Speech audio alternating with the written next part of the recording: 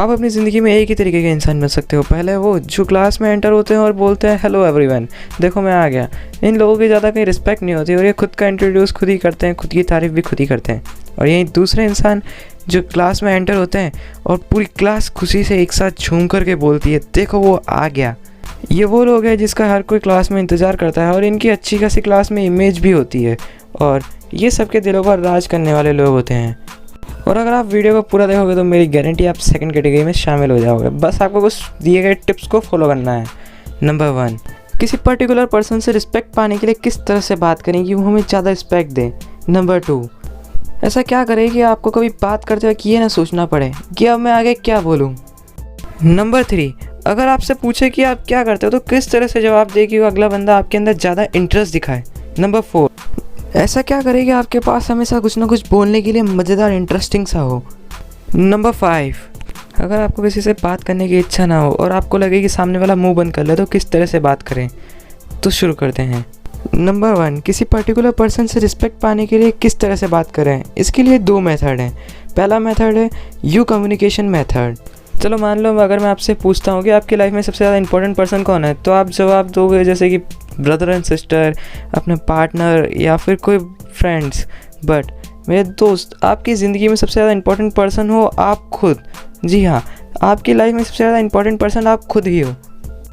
अगर आप किसी से बात करते वक्त सेंटेंसेस इस तरह से बोलो कि उस सेंटेंस में सामने वाले का जिक्र हो, तो हो सकता है वो आपसे ज़्यादा इम्प्रेस हो। फॉर एग्ज़ाम्पल, चलो मान लो आपने एक वॉच पहन रखी है और उसको देखकर आपका एक दोस्त बोलता है ये वॉच बहुत अच्छी लग रही है, और इसी कमेंट को दूसरा बंदा बोलता है कि देखो ये वॉच आपके हाथों में बहुत ज़्यादा अच्छी लग रही है। तो इन दोनों कमेंट में आपको कौन सा पसंद आएगा? जहाँ तक है आपको, मेरे हिसाब से आपको सेकंड वाला कमेंट ही पसंद आएगा, क्योंकि इसमें आपका जिक्र है। आई होप आपको बात समझ में आ गई होगी। अगर नहीं समझ में आई तो इस एग्जाम्पल से देख लो। आपने मान लो कोई एक बात बोली अच्छी सी, है ना, उस पर आपका एक दोस्त कमेंट करता है कि ये अच्छी बात है, और आपका दूसरा दोस्त कमेंट करता है कि आपने ये बहुत अच्छी बात बोली है।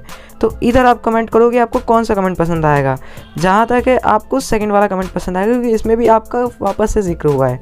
अब ऐसे कई लोग होते हैं जिनको अपनी डायरेक्ट तारीफ सुनना पसंद नहीं होता और उनको लगता है कि आप उनकी चापलूसी कर रहे हो। तो इन लोगों को इम्प्रेस करने के लिए आप इनकी तारीफ़ इनको डायरेक्ट ना करके इनके रिलेटिव्स के या फिर कोई फ्रेंड्स के सामने इनकी तारीफ़ करो। तो अगर आपके टारगेट को उसकी बात किसी और के ज़रिए पता लगेगी तो वो भी आपको अच्छा ही समझेगा, क्योंकि मैक्सिमम टाइम लोग पीठ के पीछे बुराई ही करते हैं। आखिर ऐसा क्या बोलो कि हमें कभी बात करते वक्त ये ना सोचना पड़े कि अब हमें आगे क्या बोलना है। कई बार ऐसी सिचुएशन आती है कि हमारे पास उस समय बात करने के लिए कुछ होता ही नहीं है, क्योंकि हमें उस पॉइंट से रिलेटेड कोई टॉपिक ही नहीं मालूम होता।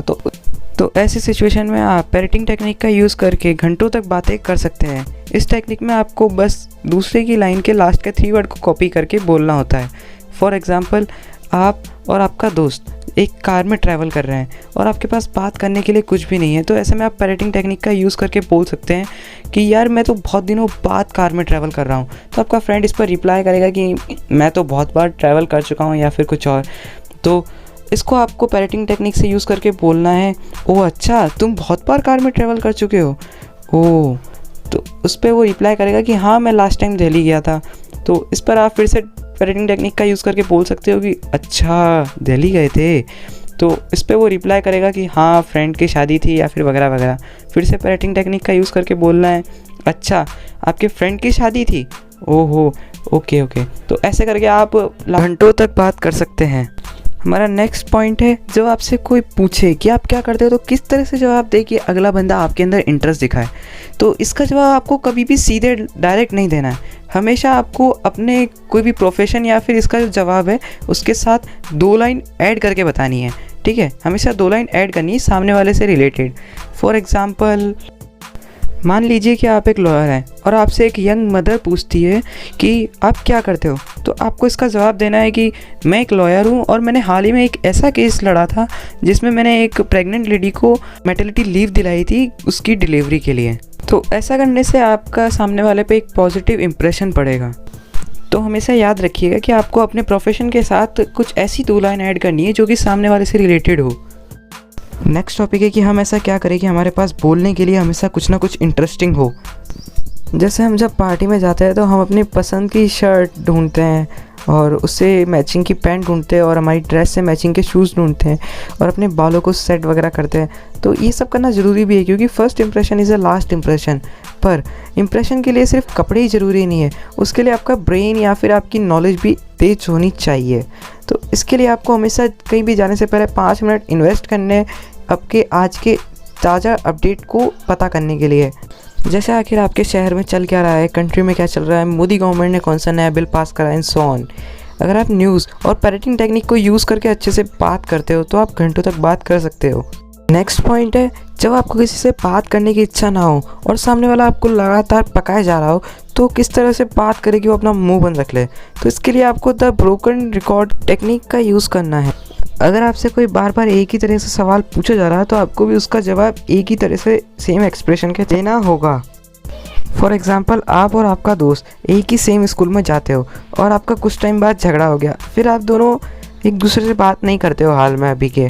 तो अगर आपसे अभी कोई पूछता है कि आप दोनों अभी भी सेम स्कूल में ही हो तो आपको उसका रिप्लाई देना है कि हाँ, हम दोनों सेम स्कूल में हैं और अभी अपनी स्टडी पर ध्यान दे रहे हैं। अगर वो सेकंड टाइम फिर से ये क्वेश्चन करता है तो आपको फिर से सेम सेकंड टाइम भी यही आंसर देना है सेम एक्सप्रेशन के साथ। और अगर वो बेशरम हो गए फिर से थर्ड टाइम भी यही सवाल पूछता है कि क्या तुम लोग अभी भी सेम स्कूल में जाते हो, तो आपको फिर से सेम एक्सप्रेशन के साथ यही जवाब देना है कि हाँ, हम दोनों सेम स्कूल में जाते हैं और अभी अपनी स्टडी पर ध्यान दे रहे हैं। तो ऐसा करने से वो अगर उसमें शर्म हुई तो वो पक्का आपसे दोबारा नहीं पूछेगा, और अगर बेशर्म हुआ तो मेरी मानो आप उसका साथ छोड़ दो। तो दोस्तों, यहाँ पे होता है वीडियो ख़त्म। उम्मीद है आपको कुछ सीखने को मिला होगा और आपको वीडियो कैसा लगा कमेंट करके बताना। और प्लीज़ यार सब्सक्राइब कर दो, नीचे बेल आइकन भी दबा दो और वीडियो को ज़्यादा से ज़्यादा लाइक कर देना और कैसा लगा कमेंट ज़रूर करना, ठीक है। तो दीजिए हमें इजाज़त। जय हिंद, जय भारत।